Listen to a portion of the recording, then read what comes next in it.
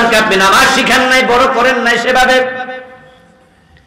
যুবতী মেয়ে কলেজে যায়, বোরকা সিলাই দেন নাই, হাই স্কুলে যায়, তার চেহারা সৌন্দর্য, মেয়েরা যত যুবতী হয় সৌন্দর্য তত বাড়ে। আপনার যুবতী মেয়েটা যে ক্রস ওড়না গায়ে দিয়া স্কুলে গেছে, রাস্তার দুই পাশের লোকেরা কি তার বুকের সৌন্দর্য দেখেনি? তা আপনি কি কানা? আপনি কেন এই পোশাকে পাঠাইলেন?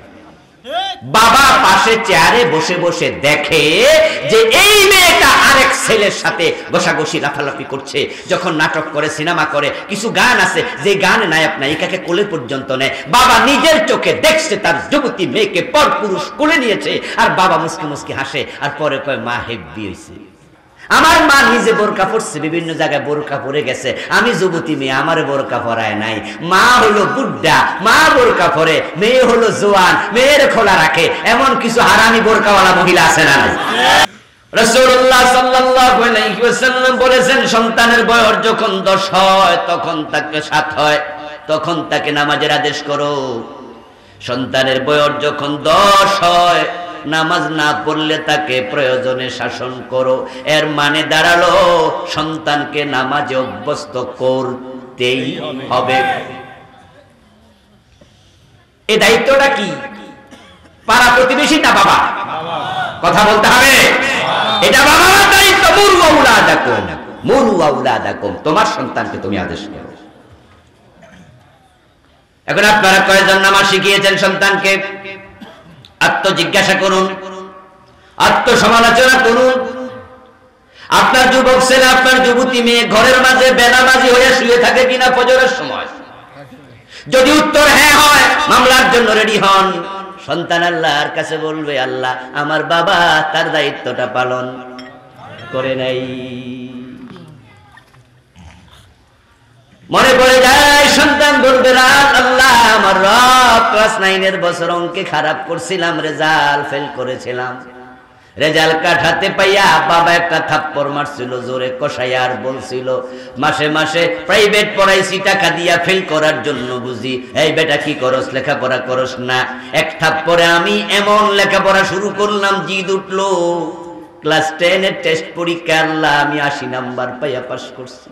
যদি আমারে বাবা অঙ্কের জন্য যে থাপ্পড়টা দিছিল, একটা থাপ্পড় নামাজের জন্য দিত, শুধু ফরজ নামাজ না, হয়তো আমি তাহাজ্জুদ গুজার হয়ে যেতাম।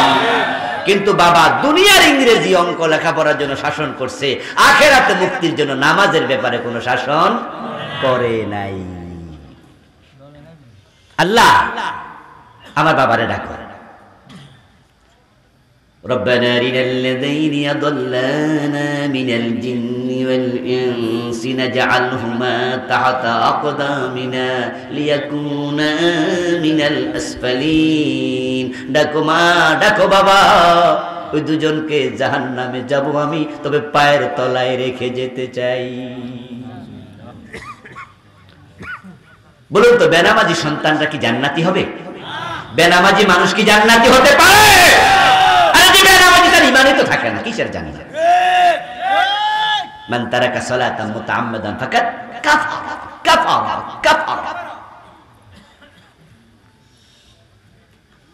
ও প্রিয়জন, প্রিয় ভাই, আপনাকে বলছি, আপনার সন্তানকে আপনি নামাজ শিখান নাই, বড় করেন নাই সেভাবে।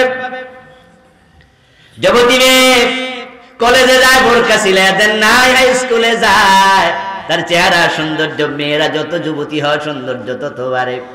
চেহারার মাঝে একটা সুন্দর, মানুষ বলে যৌবনের কাকও সুন্দর, ঠিক না?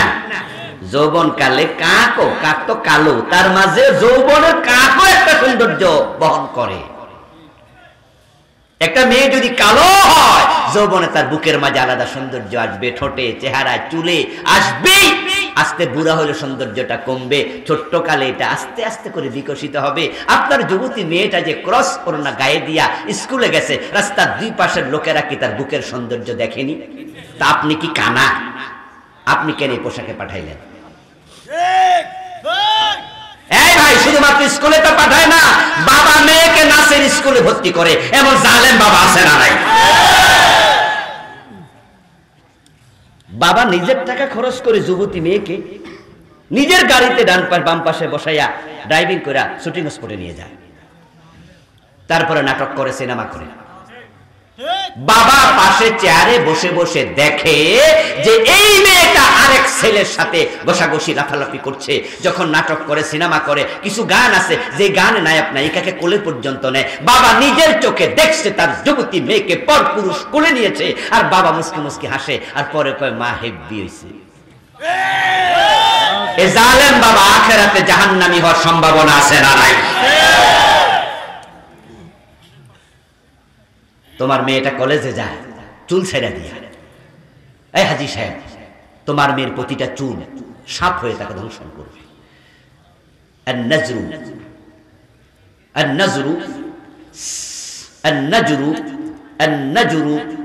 সাহমুন মাসমুমুন মিন সিহাম ইবলিস।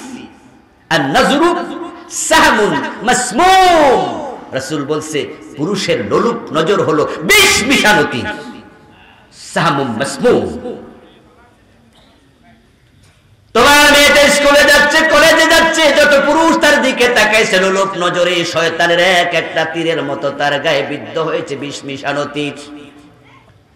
1000 পুরুষ যদি তার দিকে সেদিন তাকায়, প্রত্যেক পুরুষের আলাদা করে একটা একটা কবিরা গুনাহ হয়েছে, আর তোমার মেয়ের একাই 1000 কবিরা গুনাহ হয়ে গেছে। তোমার মেয়েটা নাটক করে, সিনেমা করে, গান গায়, বেপরদায় টেলিভিশনে, ইউটিউবে, তার ফেসবুকে, তার আপনার গুগলে হাজার হাজার ছবি ছড়ায়া গেছে। যত কোটি পুরুষ তাকাবে তোমার মেয়ের একা তত কোটি কবিরা গুনাহ হবে। হাসরের ময়দানে আল্লাহ বলবে যা যা জাহান্নামে। মেয়ে বলবে আল্লাহ একা কেন যাব, বাবারে ডাকো। আমার মারে ডাকো। আমার মা নিজে বোরকা পরছে, বিভিন্ন জায়গায় বোরকা পরে গেছে, আমি যুবতী মেয়ে, আমারে বোরকা পরায় নাই। মা হলো বুদ্ধা, মা বোরকা পরে, মেয়ে হলো জোয়ান, মেয়ের খোলা রাখে। এমন কিছু হারামি বোরকাওয়ালা মহিলা আছে না? এ বুড়ি হে বোরকা পরতেছে, আর ইয়াং মেয়েটার উল্টা, ঠিক না? যার বোরকা দরকার ফেরে রাখছে খোলা, আর যার বোরকা না হইলো চলে এই একবারে তেরফাল দিয়ে বাঁধে লাইছে নিজে। এগুলো মস্তিষ্কের মাঝে পছন্দ হচ্ছে, ঠিক না? ভূত শয়তান মনে তাদের বিবেক চুরি করে নিছে। এই মা, তোমার বয়স তো 45 পার হয়ে গেছে, 50 পার হয়ে গেছে। আচ্ছা, এলাকার রাস্তায় দাঁড়ানো যে দুষ্ট ছেলেটা আছে যার বয়স 19, 20, 25, তুমি যদি ওই ছেলের সামনে দিয়া বোরকা না পরেও যাইতা, ওই পোলা কি তোমাকে দেখে শেষ দিত? 50-60 বছরের কোন মেয়েকে দেখে ওই পোলা কি পিছু নিত? দুষ্টামি করতো, ইফতিজিং করতো? তো তুমি বোরকা দিয়া নিজের ঢাকলা, তোমাকে ইফতিজিং কে করবে না, কিন্তু তোমার যুবতী মেয়েটাকে তুমি ওপেন করলা। জ্বর উঠলো কার? কম্বল গাদ দেখে না। এমন লোক নোয়াখালী 2-4 জন আছে না? সাবধান, কিন্তু আর সব বাইরের এলাকায় পাঠাইয়েন না, নিজেও কিছু পকেটে ঢুকাইয়েন।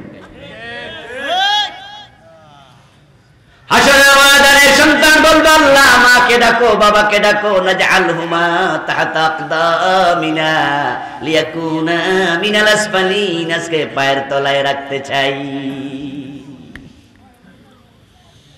আমার প্রিয় ভাইরা, গত 3-4 দিন আগে ফেসবুকে দেখলাম বর্তমান বাংলাদেশের একজন টেলিভিশনের অভিনেত্রী, ওনার বাবা এবং উনি একসাথে ছবি তুললা ফেসবুকে দিয়ে দিচ্ছে। ফেসবুক তো এমন এক জায়গা যেখানে মাঝে মাঝে না চাইলে অনেক কিছু চলে আসে, এগুলো কন্ট্রোল করা লাগে। নেগেটিভ জিনিস আউট করলে নেগেটিভ জিনিস কম আসে। ওটা একটা ছবি জাস্ট, আর কিছু না। তার সাথে বাবার সাথে একসাথে ছবি তুলে ফেসবুকে দিচ্ছে। এটা কে জানি শেয়ার করে দিচ্ছে। সেখানে লেখা অভিনেত্রী অমক এবং তার বাবা আলহাজ মোহাম্মদ অমক। এবং আমি দেখলাম আলহাজ সাহেবের দাড়ি মোটামুটি নাভি পর্যন্ত সুই সুই, এবং দাড়িগুলো সাদা শুভ্র, বয়স হয়তো 60 আপ। 60 বছরের বেশি বয়সে একজন হাজী সাহেব নাভি পর্যন্ত প্রলম্বিত দাড়ি নিয়ে নিজের পাশে নায়িকা মেয়েকে নিয়ে ছবি তুলেছে। এর মানে হচ্ছে সে বুঝে নাই তার মেয়ে আখেরাতে তার বিরুদ্ধে মামলা দেবে, এটা তার দুশ্মন হবে, তাকে জাহান্নামে টেনে নিয়ে যাবে পায়ের তলায় রেখে। এই বাবা বুঝলই না। আমার আল্লাহ তাআলা সতর্ক করছে, বাবারা সতর্ক হওয়া দরকার আছে না নাই?